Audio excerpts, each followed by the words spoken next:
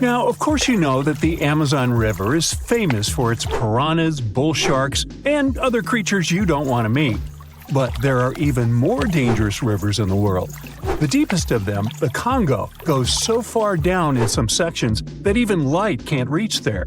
It's the only major river that crosses the equator twice and carries enough water to fill more than 13 Olympic-sized swimming pools into the Atlantic Ocean every second. Wow!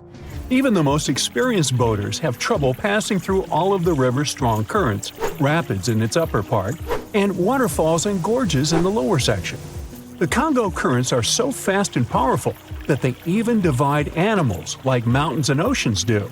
There are new species of fish evolving separately on the two banks as they can't reach the other side and breed with each other. One of the most dangerous types of fish living here is the Goliath tigerfish. These monsters, that grow up to 5 feet and travel at the speed of 25 miles per hour, are relatives of piranhas. Their mouths are full of vicious, razor-sharp teeth. Their females lay hundreds of thousands of eggs, and the offspring are predators from birth. You have a good reason to fear the Goliath tigerfish, as they're the only freshwater fish in Africa that have attacked crocodiles and even humans. Okay, not swimming there. There are dense jungles and more hungry wildlife, including snakes and some aggressive hippos, all along the river.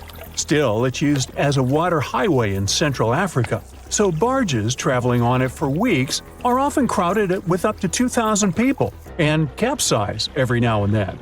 And if you believe the local folklore, there's one more thing to be afraid of: the one who stops the flow of the rivers, a dinosaur-like beast that is said to live in the Congo River basin. There have been over 100 sightings over the last century, but no one can provide solid evidence the beast is real. At the turn of the 21st century, there was a series of terrible, mysterious stories on the Kali River in Asia. Something described as a mud-colored water pig would drag swimmers underwater in front of terrified eyewitnesses. British biologist Jeremy Wade stepped up to crack the case. He noticed that all the scary incidents were happening in one specific spot, stretching about 4 miles. Villagers told him this creature was growing big and bad from all the food it got. Wade examined the water with a depth sounder and thought it could have been a whirlpool. Then the monster dragged a domestic water buffalo into the water. The buffaloes are big and heavy, so the creature that attacked it would have to be super strong. Saltwater crocodiles don't go so far inland, and the most common local species of crocodiles don't live in cold waters. There were no bull sharks in the area either. Finally, Wade spotted several goonch catfish underwater. Some of them were human-sized. They couldn't capture these monsters with a regular fishing rod, but a special ceremonial construction did the job. The largest fish was 6 feet 7 inches long and 3 times the weight of an average gaunch. It was large enough to take down a human or a large animal, but Wade mentioned there could be even bigger ones living in the Kali River. The Orinoco River in South America is dangerous to navigate because of some crazy curves and strong underwater currents. It's easy to get lost here, even if you have your GPS on. There are sudden waterfalls all along, and you must be prepared to handle those to survive. The river is the only home to a rare Orinoco crocodile and has some pretty scary-looking vampire fish swimming around. This payara fish has sharp, spiky daggers that line their gums and 2 elongated fangs that rise from their lower jaws. Could probably use an orthodontist and some braces, you think? It's a ferocious hunter constantly looking for the next victim, which is going to be a medium or large-sized fish. If a human catches a payara, it will defend itself, leaving cuts, nips, and bites, but there are no known cases of this cutie taking a human life. Well, that's good. The Yellow River in China received its name after its color, but it wasn't always this yellow. It was first formed at least 30 million years ago and shifted its course over 30 times over the centuries. Yellow sediments moving downstream from a plateau in the distance transformed it from clear to muddy. This fine-grained substance piled up at the bottom of the river and formed natural dams. The huge amounts of water that the river carries need to find their way to the sea, and that's when major floods happened. taking several million lives in various epochs. The locals tried to solve the problem by building higher and higher levees, but it only made things worse. Water coming out of the river would now have nowhere to back up, as the riverbed was higher than the surrounding land. This even shifted the river's mouth. Now there are massive dams and dikes all along the river to try to contain it.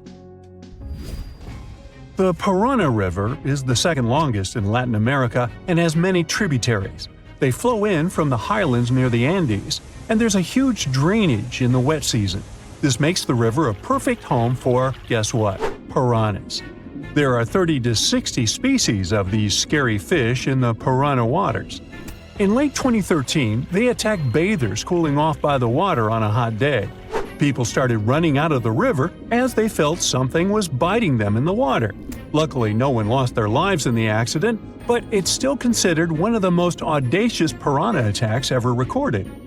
Biologists later determined that the type of piranhas, called palomates, was to blame for this, and humans had probably disturbed their breeding grounds. Well, the piranha also has a strong current that is tricky for boats and swimmers to overcome. Plus, it often floods, which can be dangerous for people living in the surrounding areas. The longest river in the world, the Nile, flows through 11 countries all the way into the Mediterranean Sea. Expeditions have spent centuries looking for its source, and no one still knows for sure where this mighty river begins. Adding to the mystery, the Nile takes an unexpected turn right in the middle of the Sahara. Scientists have figured out the reason is a massive underground rock formation from millions of years ago. The Nile has served as the most important water highway for civilizations through centuries, but it has some pretty dangerous inhabitants, like crocodiles that grow to be 20 feet long, which is slightly more than the height of an average giraffe. These bad guys can reach a speed of 30 miles per hour on land and take the lives of a couple hundred people every year. Hippopotamuses that also live here sometimes go after boats, and venomous snakes like the black mamba and the Egyptian cobra add to the mix. One of the most dangerous creatures on the Nile is the mosquito, as they carry around all sorts of diseases that affect hundreds of thousands of people. The Brahmaputra River in Asia carries waters from the mighty Himalayas. When the snows in the mountains melt, the river floods massively, causing landslides, displacing millions of people, and taking the lives of hundreds of animals in the nearby national parks. Such floods are also common during the monsoon season in India, from June to October, with heavy rains. The course of the Brahmaputra River is changed incredibly over the past 2.5 centuries. Erosion is another danger it's hiding. The banks of the river are mostly made of weak cohesive sand and silt, and even though the erosion rate has gone down, it is still the reason a lot of people lose their land and get displaced. The Brahmaputra is one of the few rivers in the world that has a tidal bore. That's a strong tidal wave that pushes up the river against the current where a river empties into an ocean or sea. And there you have it. In 2016, two researchers were trekking through the forests of Arunachal Pradesh, India, when they literally stumbled upon this camouflaged beauty hidden in the leaves. A local man pointed out the snake, and they quickly realized it wasn't just any average viper. With its unusual pointed snout, similar to a hump-nosed viper, and a stunning orange belly, this snake had them scratching their heads. Back at camp, they took a closer look and knew they'd found something special. DNA tests at the Indian Institute of Science confirmed it. They found a brand new species, now known scientifically as Trimeresurus arunachalensis. But the snake's unique features didn't stop there. The snake's paired reproductive organ was unlike any other viper, and its scale pattern was completely unique. While its closest relative has around 20 rows of scales around the middle of its body, this mysterious snake had only 17.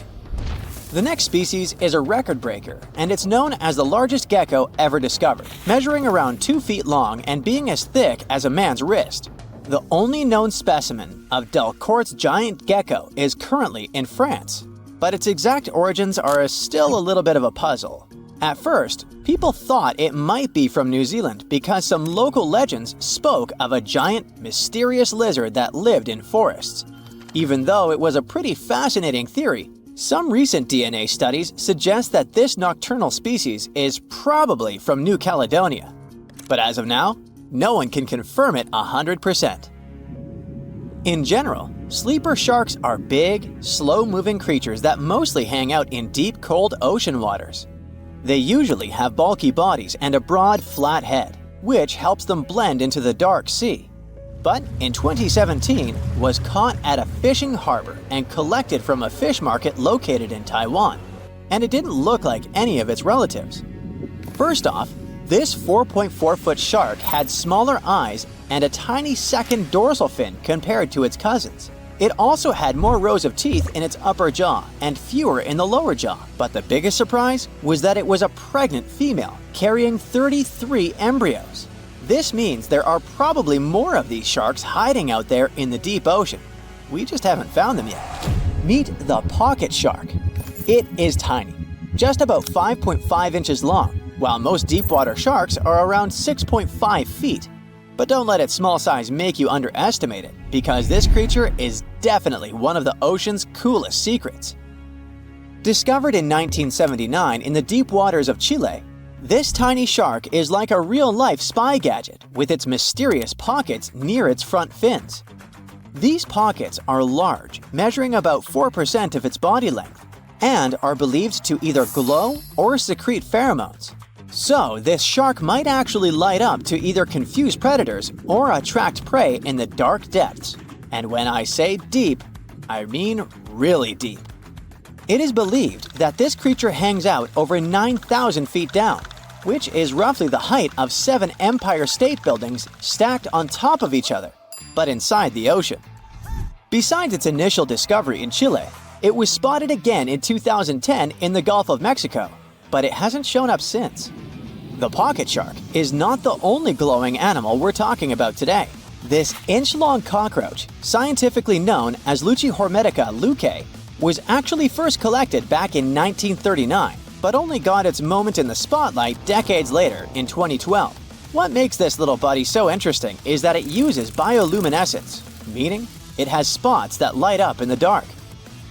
Unlike fireflies that mostly use their glow to find a mate, this cockroach uses its light to mimic a toxic click beetle and scare off predators. Unfortunately, the region in Ecuador where it was found was hit hard by a volcanic eruption, raising fears that this glowing marvel might be a one-of-a-kind discovery.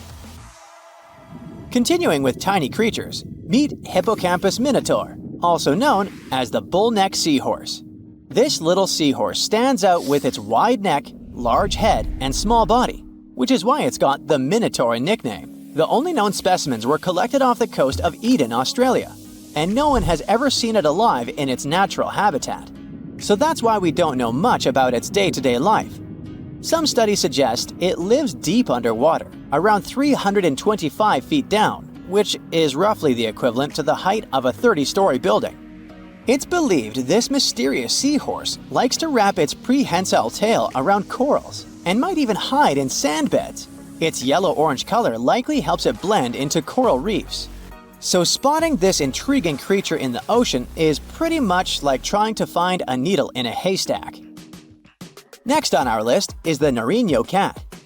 In 1989, a single specimen of this mysterious spotted feline was discovered in Galera's volcano in southern Colombia. This little guy had a short tail with 7 black rings and a black tip, and its fur was absolutely unique, being more reddish than that of its relatives. Understanding that it wasn't an ordinary animal, researchers decided to visit a bunch of museums all over Latin America to find similar felines, but they came up pretty empty-handed. Then, DNA analysis confirmed that it was unlike any other known cat, having split from its closest relatives around 1.9 million years ago. The Bogota sun angel is a hummingbird with a stunning purple color and black flight feathers, plus a bright green chin and crown. For years, we only knew of one specimen that was bought in Bogota, Colombia back in 1909, and that was pretty much it. Nobody knew much more about this beautiful and mysterious bird. But that changed in 2017, when a study decided to analyze its DNA once again. The results suggest that the Bogota sun angel might not be a completely separate species after all. It looks like it is actually a hybrid, meaning it was a mix of hummingbirds from two different species. And it's likely that its mother was a long-tailed sylph, which is a gorgeous hummingbird that mostly lives in the Andes in South America. The spotted green pigeon, also known as the Liverpool pigeon, is like the unicorn of the bird world. It was first described in 1783 by an English physician named John Latham, who saw it once and that's it. Since then, no one has ever doubted that it was a pigeon, and many researchers were convinced it was a distinct species. But recent DNA studies revealed that this bird could actually be closely related to the famous dodo. You know, that chubby, flightless bird from Mauritius that looked like a giant pigeon with a quirky beak. Anyway, the Liverpool pigeon is about 13 inches long and has a unique look with yellow spotted feathers.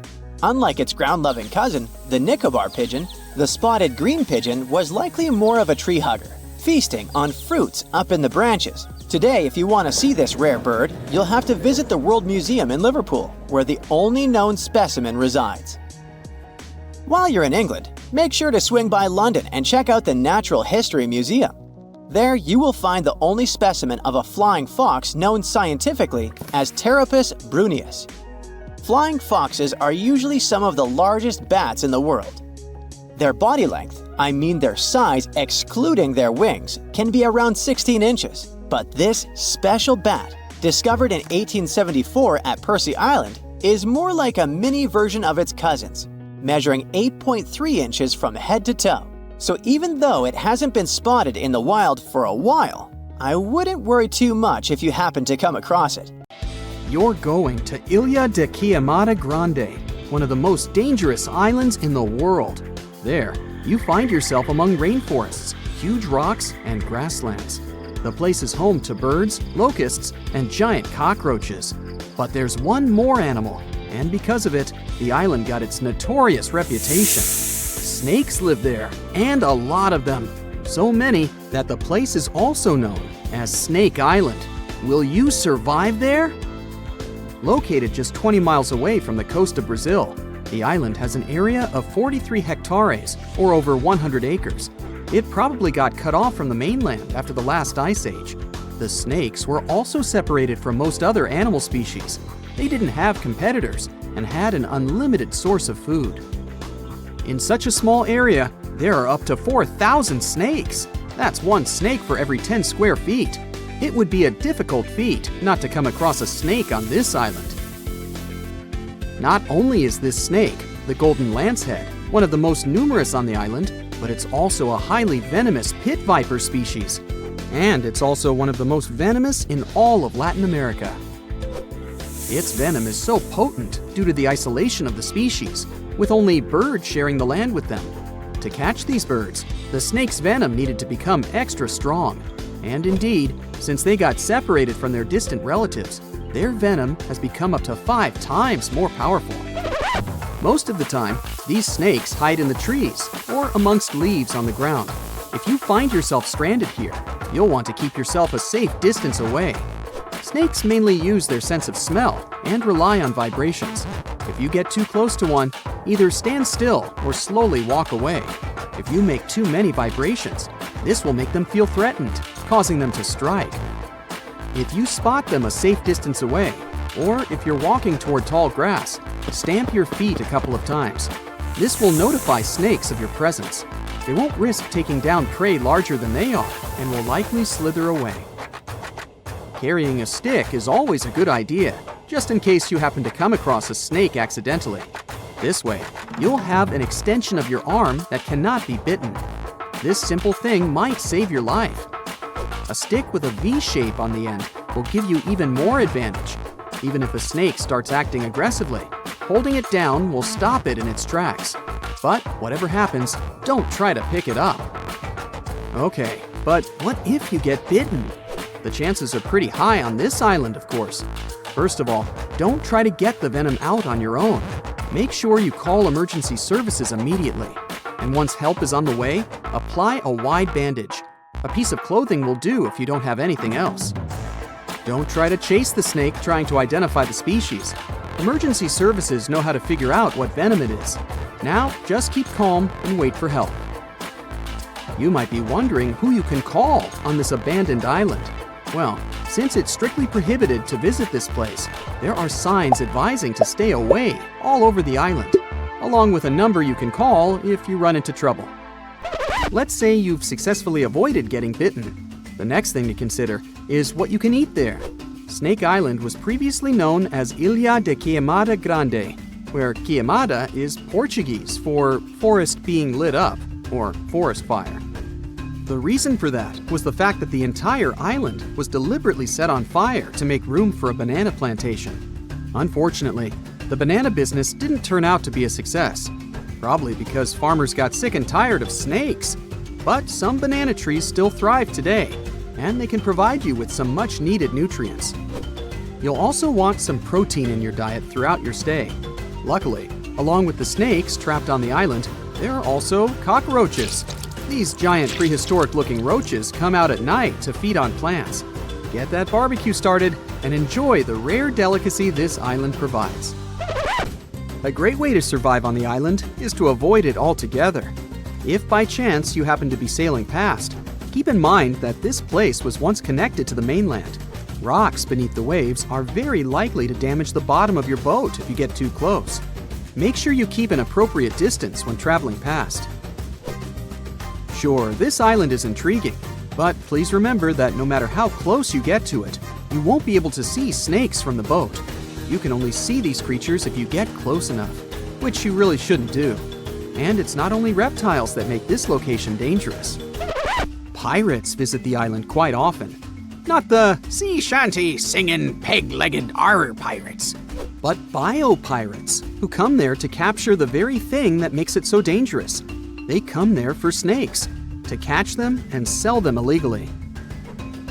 Since the island got cut off around 11,000 years ago, the golden lancehead has evolved within its own unique habitat.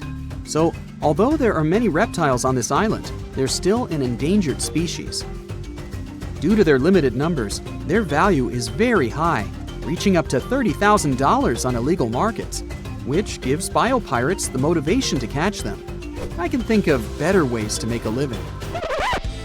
Anyway, let's say you've got all the resources necessary to survive in one of the most dangerous places on Earth.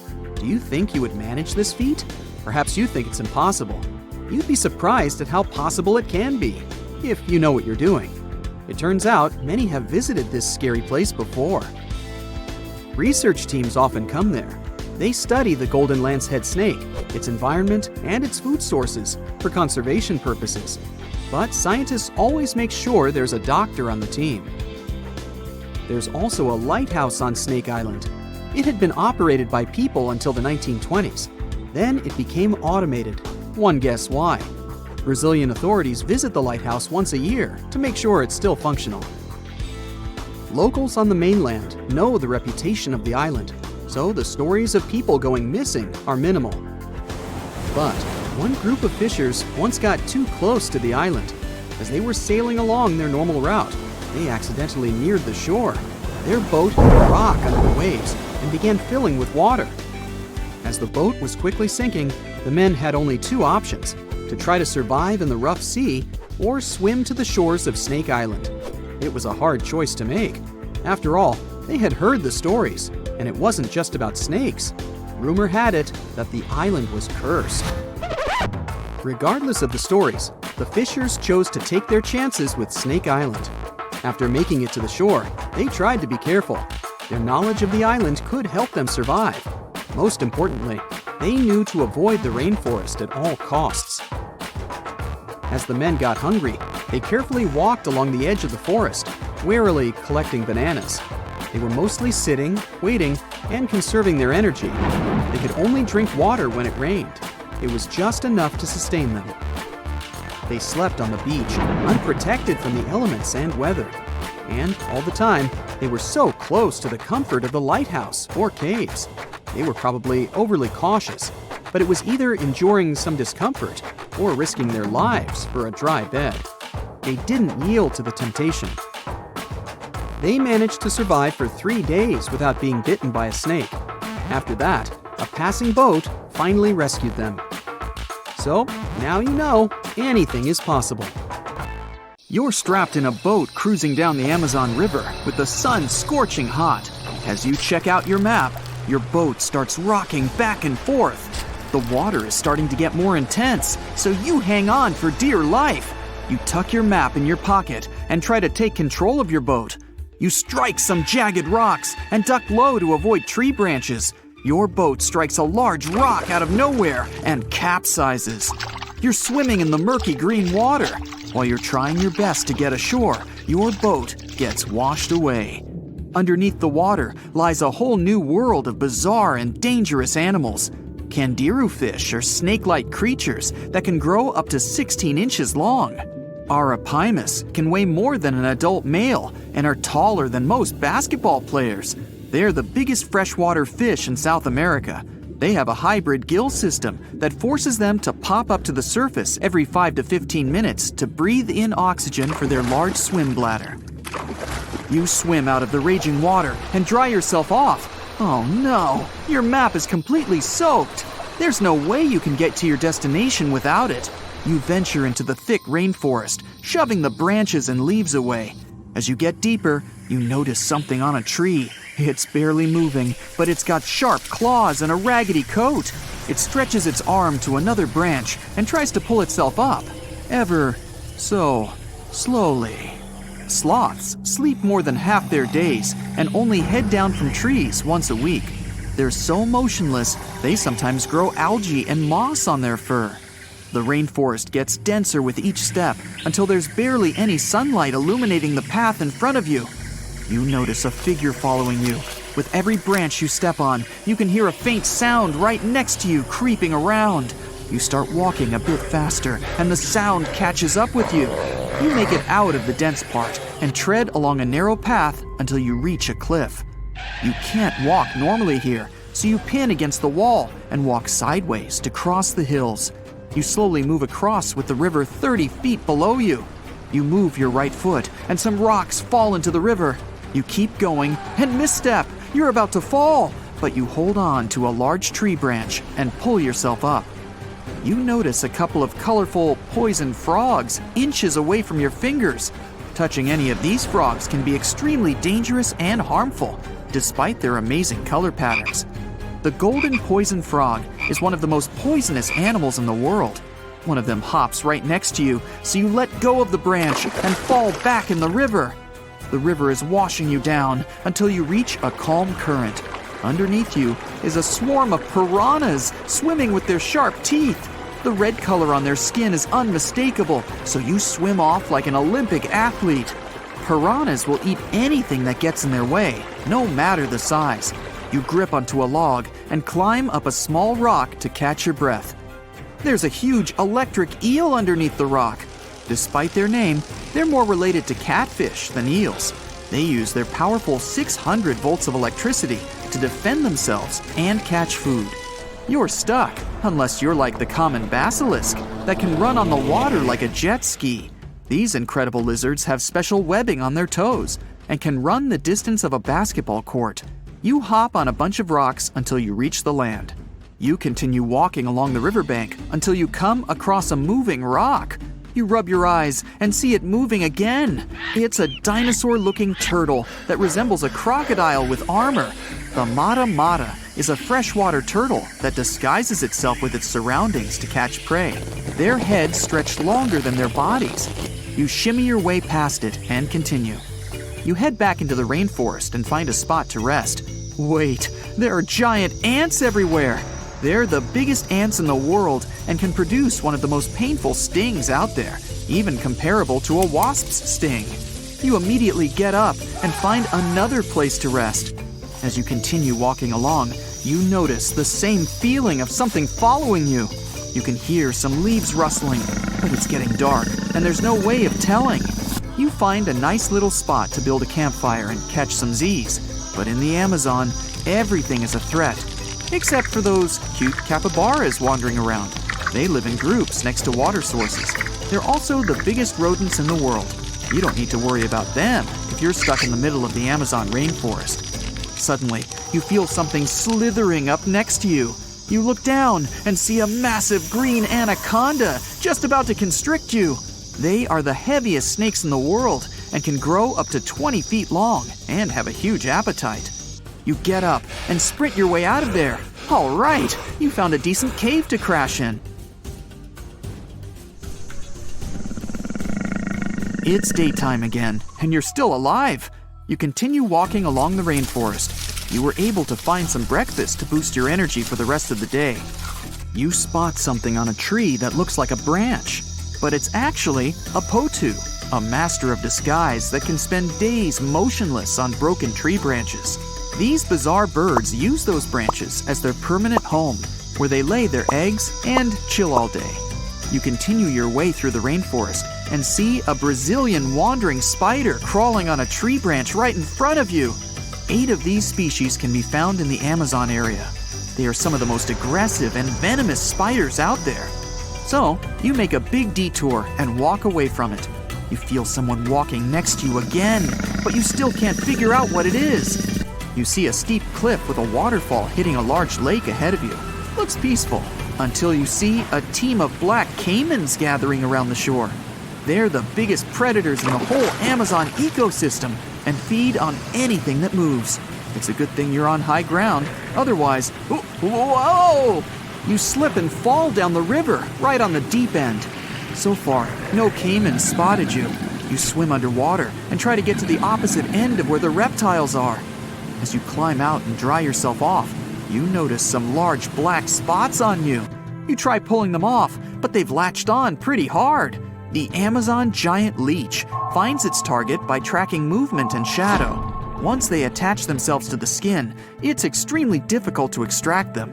The best way to do so is to slide your finger next to its mouth and pull it off slowly. Ugh.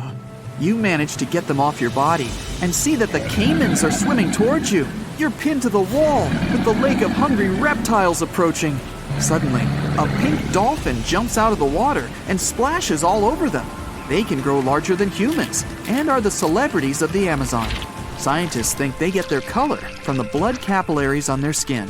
The Amazon even has bull sharks swimming around. These carnivorous giant fish are threatening to humans and can swim in both saltwater and freshwater. These sharks prey on anything within their reach, including other sharks. The dolphin distracted the caimans, so you climb up the cliff and try to find the best way to escape. Opened jaws waiting for you to fall into the pit are right below you. You're lucky enough to escape to the top, but as your arms pull you up, the first thing that you see is a jaguar looking straight at you. It's the creature that's been following you this whole time. You get up while it starts circling you, timing its strike. You know that you can't take on a jaguar, nor can you outrun it, so you grab a large tree branch from the ground to defend yourself. It jumps at you, but you duck down in time. The jaguar lands in the water far away from the caiman crocs. It's a good thing these large kitties are excellent swimmers. You pick yourself up and continue.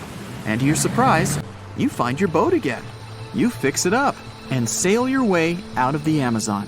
Whew! Today, I'm going to tell you about creatures that had unique features which allowed them to grow to incredible sizes. They were some of the most impressive animals to have ever existed on our planet.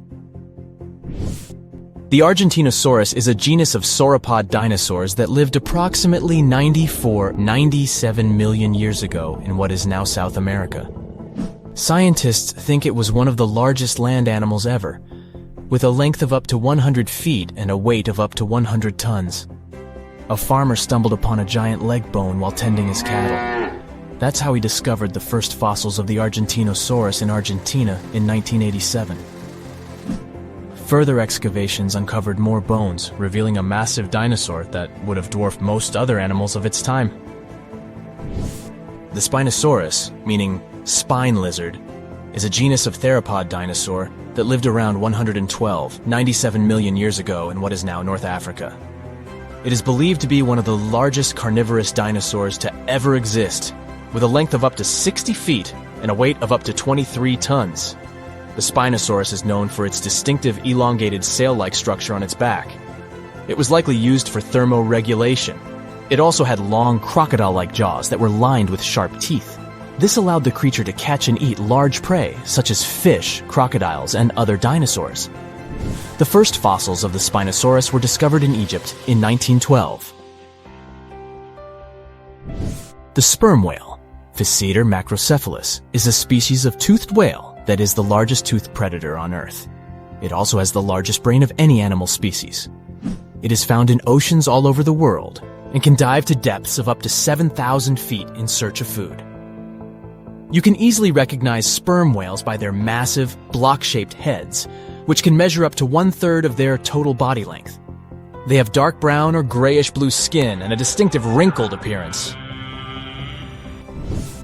The titanoboa is an extinct genus of a giant snake that lived approximately 58 million years ago. It is considered to be the largest known snake ever. It could grow up to 42 feet and weighed around 2,500 pounds. The first fossils of the titanoboa were discovered in a coal mine in Colombia in 2004. This discovery meant a lot because it provided insights into the size and behavior of snakes during the Paleocene era, as well as the overall climate and ecosystem of the time. The blue whale, Balanoptera musculus, is the largest animal on Earth, measuring up to 100 feet in length and weighing as much as 200 tons. These marine mammals are found in oceans all over the world and can live up to 90 years. Blue whales have a long, streamlined body that is usually blue-gray in color with mottled patterns. They have a small dorsal fin and 2 pectoral fins that are about 1/3 the length of their body. Blue whales feed on tiny shrimp-like creatures called krill, and they eat a lot. A single adult blue whale can eat up to 8,000 pounds of krill in a day. The Leadsichthus is an extinct genus of large, bony fish that lived during the Jurassic period, approximately 155 million years ago. It is believed to be one of the largest fish that have ever lived. Some estimates suggest that it could grow up to 55 feet in length. The first fossils of Leadsichthus were discovered in England in the 19th century, and more recent discoveries have been made in other parts of Europe, South America, and Africa. Despite its enormous size, the Leadsichthus was a filter feeder, similar to modern-day whale sharks, and likely fed on plankton and other small organisms.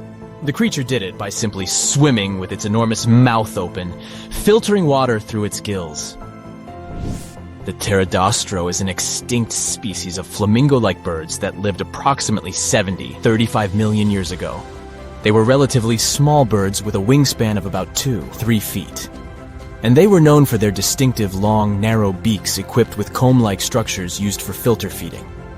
The pterodostro lived in shallow bodies of water, like lakes and lagoons, and mostly fed on small crustaceans and other tiny organisms. The animal filtered them from the water using the comb-like structures on the inside of its beak while swimming through the water. The African elephant is the largest land animal on Earth and one of the most recognizable ones. There are 2 species of the African elephant, the savanna elephant, Loxodonta africana, and the forest elephant, Loxodonta cyclotis. You can see them in various parts of sub-Saharan Africa. These creatures can be identified by their large size, gray skin, and long trunks. African elephants can grow up to 13 feet tall and weigh up to 14,000 pounds, depending on the species and gender. So if you see a rainbow, that means you're in for some good luck. But if you see a deep-sea fish, this means that something tragic is about to happen. Let's have a look at ancient lores and what they might mean IRL. In August 2020, people started out their day just like any other in California. It was sunny, so they decided to soak in the sun at the beach. They were snorkeling and kayaking when one of them spotted something out of the ordinary – a doomsday fish. The creature was 12 feet long. It's known as an oarfish, and only about 20 of them have washed up in California since 1901. Oarfishes live in obscure parts of the ocean, but why are they linked to doomsday? Japanese folklore says they are harbingers of disaster. These creatures were once thought to be sea serpents, and they are known as the messenger of the beautiful palace at the bottom of the ocean. The thing is, they only left the beautiful palace to warn humans about a disaster. That's why they're mainly known as bad omens. And when you see one, you can expect to see a tsunami or an earthquake right after. Even oceanographers confirm that this is a famous association. Now here's where it gets weird. The oarfish washed up near San Diego shores on the 10th of August. And then, on the 12th of August, a magnitude 4.4 earthquake hit Los Angeles. That's not the first time it happened. In 2011, in Japan, about 20 oarfishes were found stranded on the beaches and coastlines of Tehuco.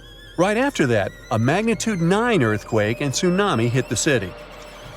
Something similar happened in the Philippines. On February 8, 2017, an oarfish was seen. 2 days later, a magnitude 6.7 earthquake struck the city and its nearby provinces. Sure, there is no way to prove both events are connected. The Seismological Society of America is adamant in saying that this is pure superstition. A recent study analyzed the coincidences and concluded that this association is statistically untrue. Can we say this happened literally out of the blue? Humans have historically noticed animals acting strange right before natural disasters. Earthquakes, floods, even tsunamis. It's like animals can sense something we can't. In fact, there's a lot of science to back it up.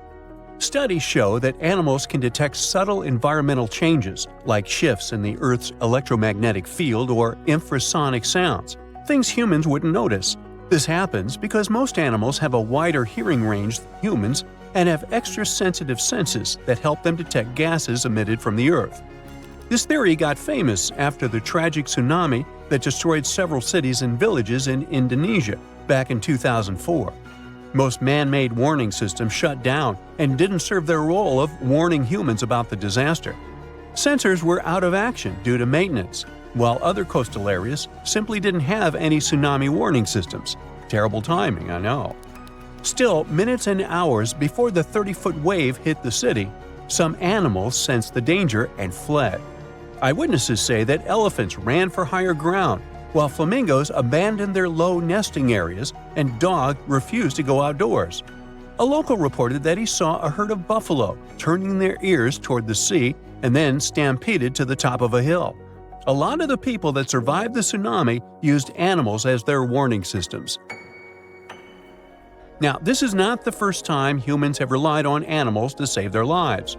The first official account of when it happened dates back to 373 BCE. I wasn't around then, but the Greek historian Euclides reports how the local population saw rats, weasels, and snakes running from the town before a massive earthquake hit. So, what exactly is it that animals can sense that humans can't? To find that out, scientists put biologging tags on cows, sheep, and dogs living in Italy. For about half a year, they tracked the animals. During this time, official statistics recorded over 18,000 quakes in the region. The most shocking information was that animals began to change their behaviors up to 20 hours before an earthquake. Before an earthquake, something called positive holes happen. It's an electric charge that flows from the crust up to the surface of the Earth. They can change the air molecules above where they appear, and animals can pick up on them. There's also evidence that animals might sense changes in groundwater. Before earthquakes, the stress in fault lines can release radon gas, which could alter the chemistry of groundwater. Animals that rely on it might detect these changes and react. Birds are also super sensitive to shifts in the Earth's magnetic field, which can change just before a quake. Another research happened near Mount Etna. Located in Sicily, Italy, it's one of the most active volcanoes on the planet. In 2002, a massive eruption wiped out a ski lift, 2 hotels, and a series of shops located near Etna. So, over the past years, a group of researchers decided to track goats living next to Etna. Their big aha moment came in 2012, when the goats started to act erratically 6 hours before Etna started to spew lava. These researchers were able to retrospectively predict around 7 disasters over the course of 2 years, all thanks to these goats. Back in 2014, a group of scientists studying golden-winged warblers in Tennessee noticed something odd. The birds had taken a detour from their customary breeding grounds. These little birds flew 435 miles from the Cumberland Mountains, where they had just arrived after flying over 3,000 miles from South America. Right after the birds left, a series of more than 80 tornadoes struck the area, causing over $1 billion in damage. What these birds did is something scientists call an evacuation migration. They sensed the tornadoes coming from over 250 miles away. Infrasound is a big disaster giveaway. Storms and tornadoes make very strong infrasounds that can travel thousands of miles from the storm. Now, infrasounds are low-range frequencies, anything ranging below 20 Hz. With our normal set of human ears, we would never hear this. We have an average hearing that ranges from 20 Hz to 20,000 Hz. That means you can hear something like a very, very low bass note or as loud as the buzzing of a mosquito right next to your ear. An elephant's hearing range can reach below 20 Hz. This would make elephants expert at detecting disasters. Scientists also think that detecting infrasound is what helps birds dodge storms when they must cross the ocean. You see, the Pacific Ocean is known to not be at all passive. Although courageous humans venture to cross it, they're usually met with severe storms and conditions that their satellite instruments sometimes can't detect. Meanwhile, there's an ongoing project from France's National Museum of Natural History that is tracking more than 100 birds on their annual crossing over the Pacific. With the help of the International Space Station, they're trying to understand how these little creatures respond to natural hazards en route. But not everyone's convinced. Some scientists argue that while animals might be sensitive to environmental shifts, predicting disasters based on their behavior is too risky. The U.S. Geological Survey has pointed out that many reported cases of unusual animal behavior before disasters are anecdotal, meaning stories and reports, and large-scale studies have yet to prove a direct link. Although humans don't have these super capabilities of predicting disasters, we have some things that might help us. Notice this. The next time you're in a place where lightning is going to hit, your hair will give a sign. If it stands on end, this means that lightning is aimed toward your beautiful person and is about to hit you. So run, find shelter, get inside a house. That's the best you can do in a situation like this. And now for some breaking news. All snakes have suddenly disappeared. If you saw this on the news, what do you think would happen? Well, Voldemort certainly wouldn't be pleased to hear this, and neither would other Slytherin members. Hogwarts would have 3 houses instead of 4. Parseltongue, which is the language of serpents, would become useless. Okay, Potterheads, let's get back to our Muggle world. How would it affect us? Well, let's look at the bright side first. People with ophidiophobia, which is the fear of snakes, would be so relieved. We can all agree that snakes aren't exactly everyone's favorite animal. Some snakes are venomous, and this doesn't help save their reputation. It's often overlooked that these animals usually prefer to retreat when you encounter them. They can become defensive if threatened, but when left alone, they don't want to mess with you. Try telling this to people with a phobia, though. Now they can enjoy outdoor activities, such as mountain climbing, like everyone else.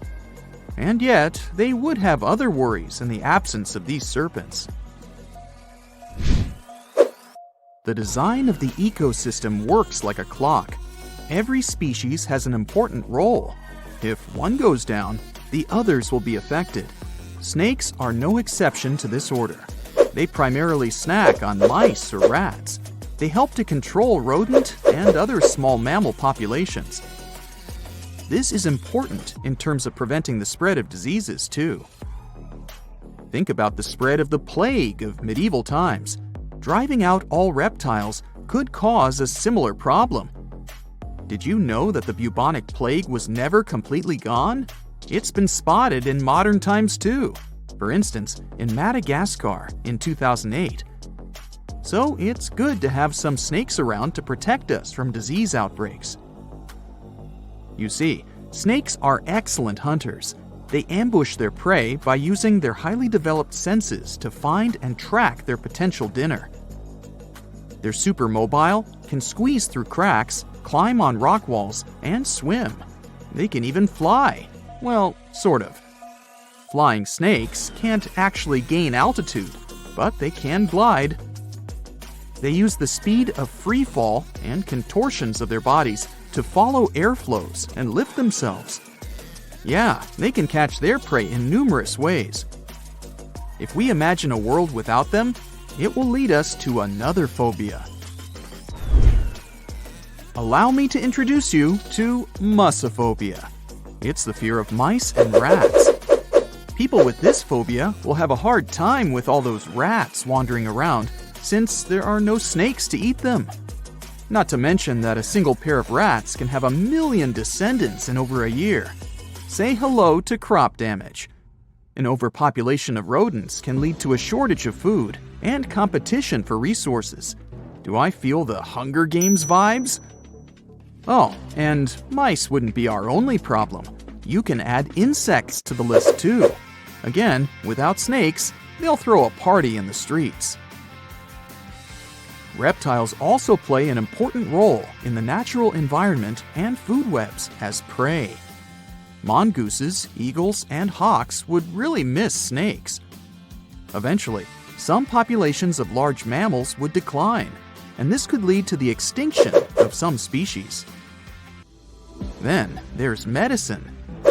Scientists and researchers would miss these creatures. Snake venom is the key to the development of certain medicines. For example, some diabetes and heart disease medicines have been derived from snake venom. Patients who need them will get affected too. When we mention snakes and medicine, there's something else that comes to mind. Botox. Is it really snake venom? Nope.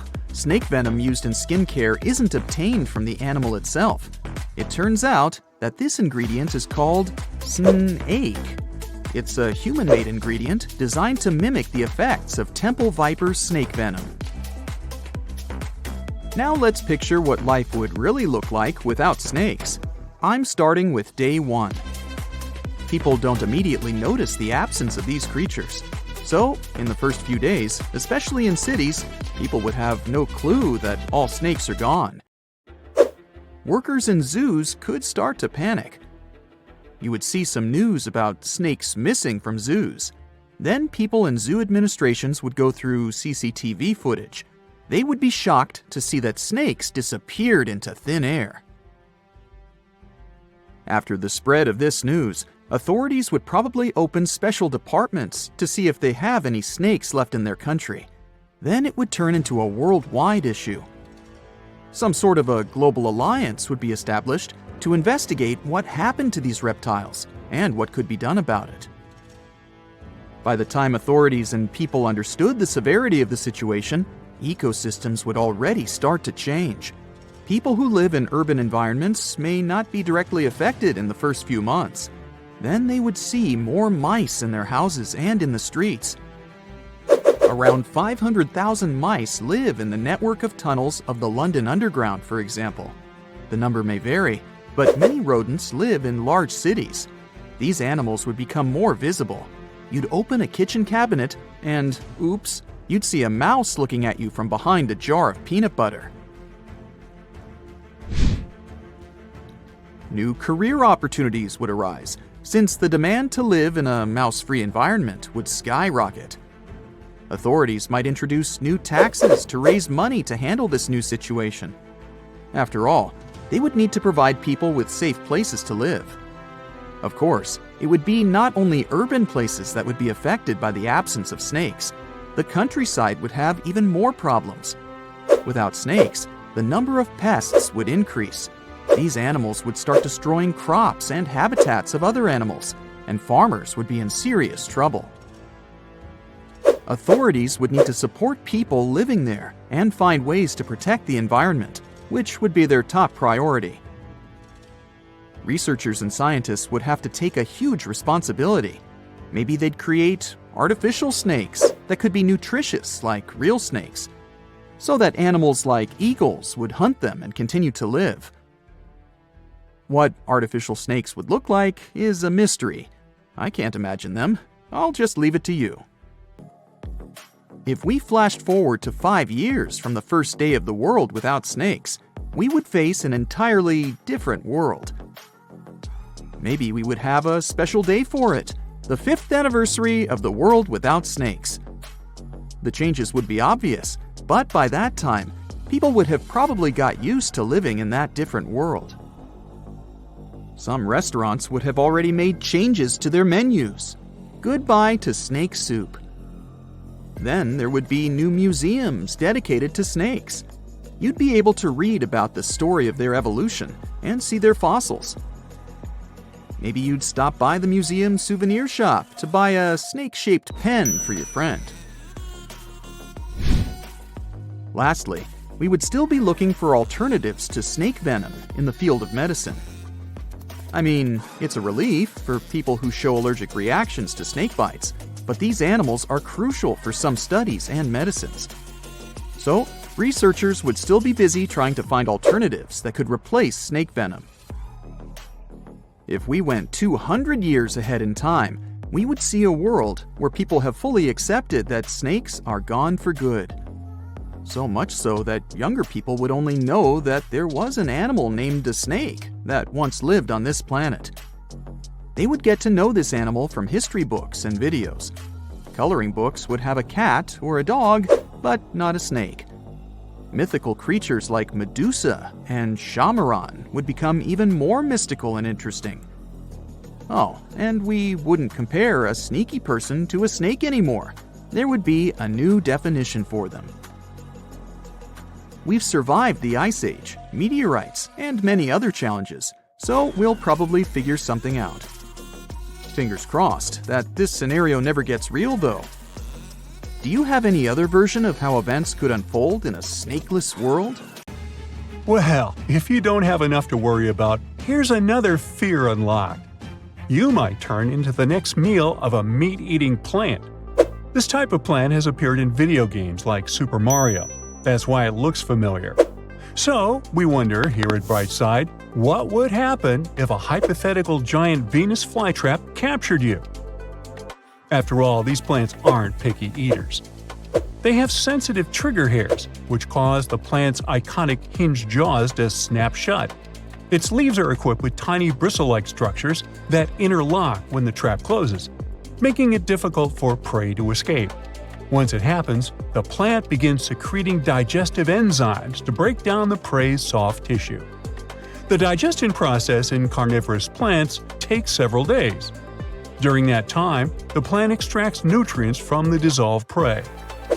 In our hypothetical situation, it would take a long time for the plant to consume you, and since the process would be extremely slow, most likely you'd be able to free yourself before significant harm occurs. In any scenario, it would be extremely hard for the plant to digest a human completely.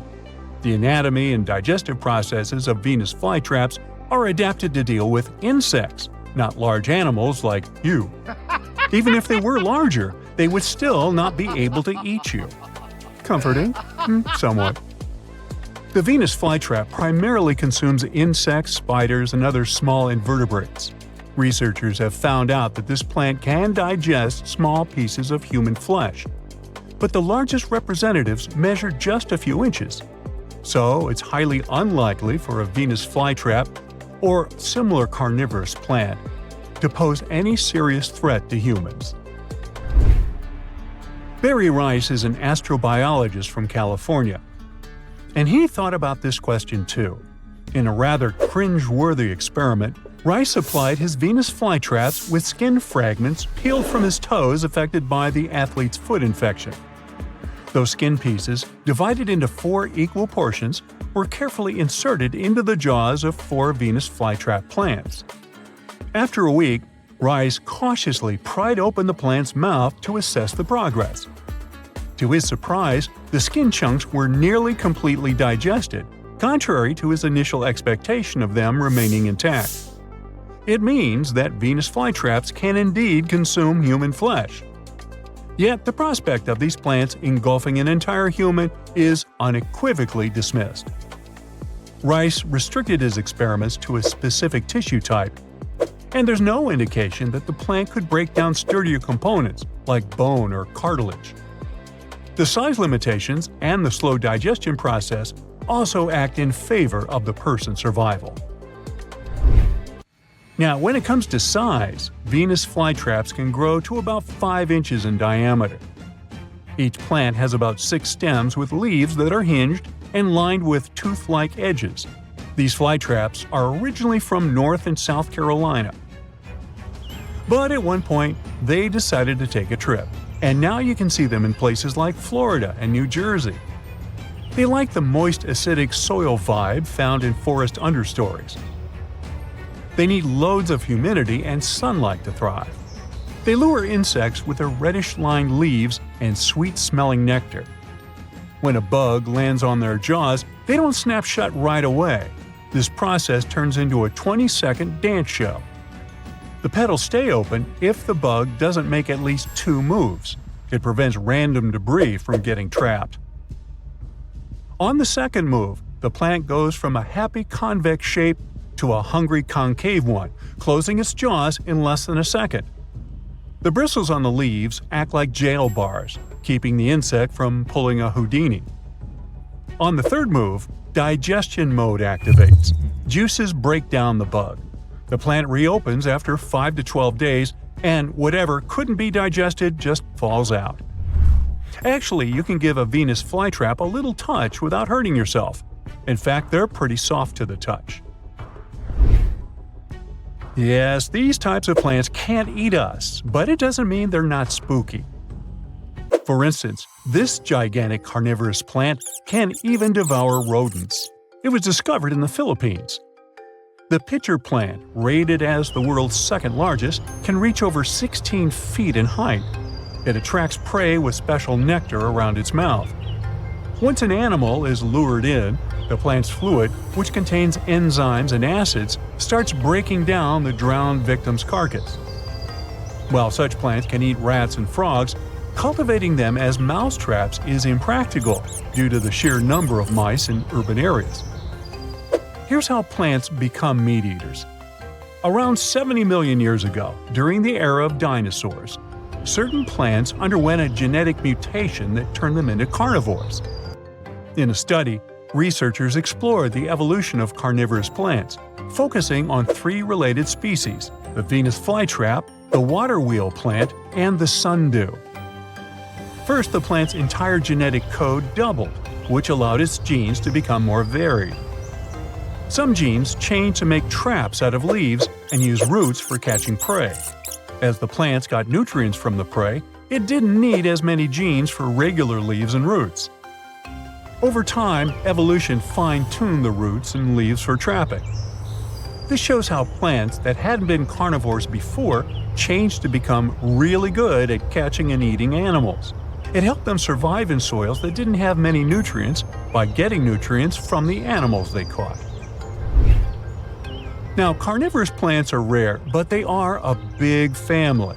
There are more than 700 species found all around the world on every continent except Antarctica. They're not just hanging out in damp swamps and jungles. North America takes the crown for the highest number of different carnivorous plant species. We're so proud of that. Venus flytraps are the ones with the iconic snap trap. Pitcher plants, on the other hand, work with a pitfall trap. It's straightforward. Their leaves are hollow and filled with water and digestive acids. Any bug that falls in ends up drowning and being slowly digested over time. Some pitcher plants have waxy leaves to make bugs slide inside more easily, while others use chemicals to reduce water tension, making any insect that lands in their trap instantly sink and drown. Let's move on to sticky traps. Some plants, like sundews, use active sticky traps. They have tentacles all over their leaves that stick to insects. The tentacles close when an insect lands on them, suffocating the bug. Then there are passive sticky traps.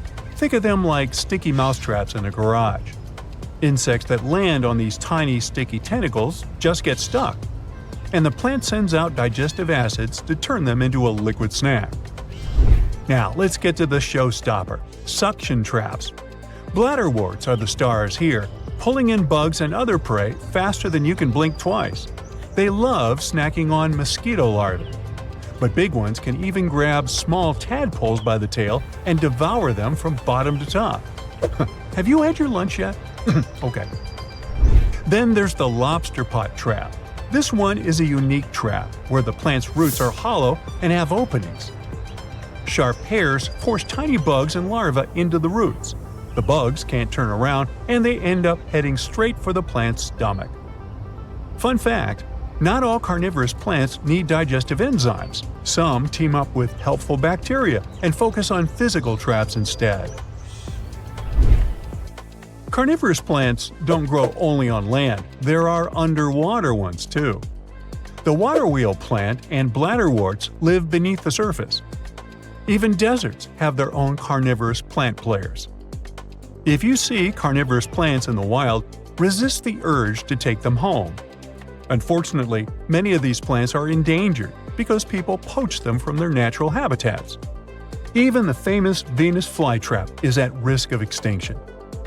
There are no carnivorous plants dangerous for us humans, but this one might give you a fright because of its terrifying appearance. On the other hand, it may help you resist the temptation to take these plants home as souvenirs. Sweet dreams! Deep within the dense rainforests of the Democratic Republic of Congo, a mysterious creature is roaming its habitat. Its name sends shivers down the spines of locals and explorers alike. I'm talking about Bili apes. These legendary giants of the jungle have become the protagonists of many tales and legends, as well as numerous speculations. Imagine a chimpanzee. Now make it bigger, almost the size of a human when standing on its two. Make it wider and stronger.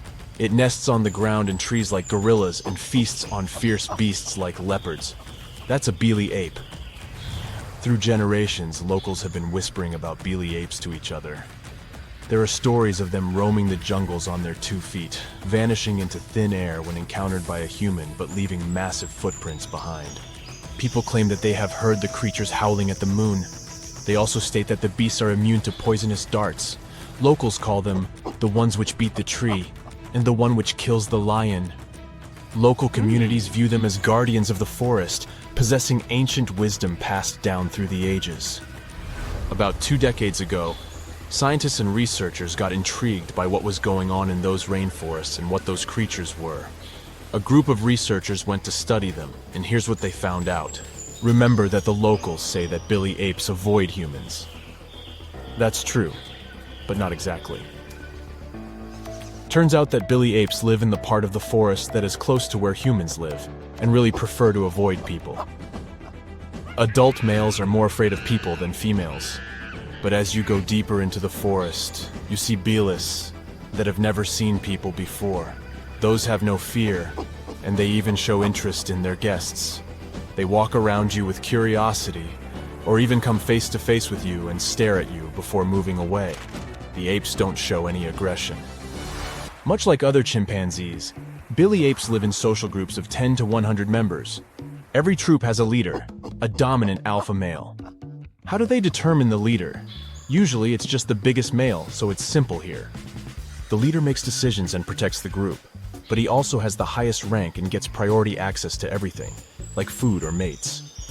There are even more rankings. Females have their own ranks, and more dominant apes have influence over others.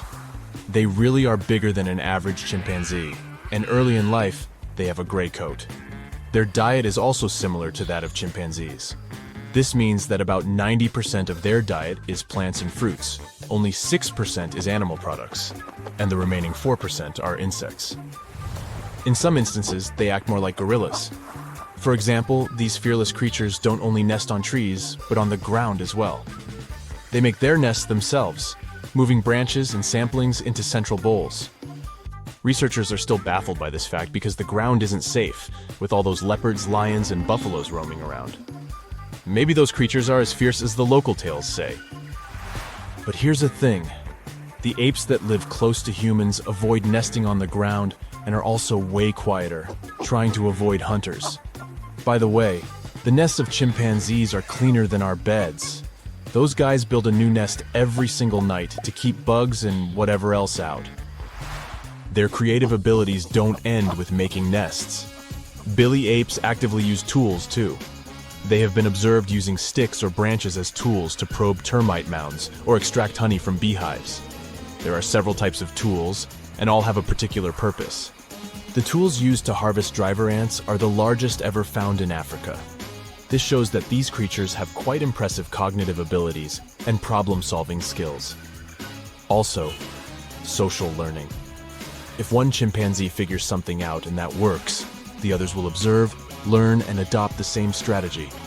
Not every animal is capable of that. So that's what we know. When the research group came back, one of the members published a report in a magazine. Their faces are much flatter than those of chimpanzees. They turn gray early in life. They have a distinct howl that gets louder during the full moon. Those must be a new species unknown to scientists, a hybrid of the gorilla and the chimpanzee. Well, that's quite a scientific discovery. The researcher gave many interviews to famous channels and magazines, but then it was discovered that the researchers had a PhD in behavioral psychology. So some experts in the field turned skeptical about her report. Bilis did show some unique behavior that's not typical to chimpanzees, but that was mostly limited to nesting on the ground. So, are they a new species or not? The other members of the research group came forward after comparing Bili's DNA to the DNA of chimpanzees. They announced that the two samples of DNA were the same. They confirmed that the mysterious Bili apes were the same species as chimpanzees. Even more than that, they weren't even mutants or hybrids. Yes, they were a tiny bit bigger, and they would go gray earlier. But take humans. Some are taller, some are shorter, some are wider. Some get gray hairs earlier. And we all have different skin and hair and eye color. But just because I'm blonde and have an average height, and my neighbor is tall and has dark hair, doesn't make us different species. So, that was the argument of the other scientists from the research group. So, the whole speculation of Bili apes being a new species unknown to science was nothing. The claim that Bilis howl at the moon was also debunked by another researcher from the group. The story is not new. There were other instances of such wrong calls, but there were also the opposite cases, when two species were believed to be the same but turned out to be different. For example, Sumatran orangutan and Bornean orangutan were thought to be the same species for a while. But in the late 1990s, scientists established that the two were different. Both look alike, and both have that typical shaggy reddish fur, but Sumatran orangutans have longer hair and have closer social bonds with their community. Bornean orangutans are the ones who would go down to the ground more often. Both of the species are endangered, with just a bit over 100,000 Bornean orangutans left and just 14,000 Sumatrans. As recently as 2017, a new third species of orangutan was announced, the Tapanuli orangutan. There are just about 800 of those left in the world, and it's the most endangered species of all apes. Let's throw in a couple of facts about apes. Wild chimpanzees only live in Africa, and only in 21 countries of all. That's also the homeland of humans. Yes, millions of years ago, the first humans evolved in Africa. Chimpanzees are actually humans' closest living relatives. A human and a chimpanzee share an impressive 98.8% of the DNA. Humans, chimps, and bonobos share the same ancestor from 7 million years back. That's a very distant relative, but it explains why we're so alike. Seriously, we are. Chimps can catch human diseases, and scientists believe that they can develop Alzheimer's. Also, chimps have distinctive personality types similar to humans. They display varied degrees of the 5 major personality traits: extroversion, openness, agreeableness, neuroticism, and conscientiousness. Chimpanzees are also known for fighting over territories with other groups. As I told you, they also learn from each other, not just about tools, but stuff like fashion too. In Zambia, a chimpanzee once stuck a stalk of grass behind her ear. And other female chimpanzees did the same thing after her. Also, the language. They won't be able to speak English, of course, but one chimpanzee that lives in captivity has picked up American Sign Language. Now it can do more than 350 signs to communicate with the caretakers. The chimp even passed this knowledge down to her adopted son.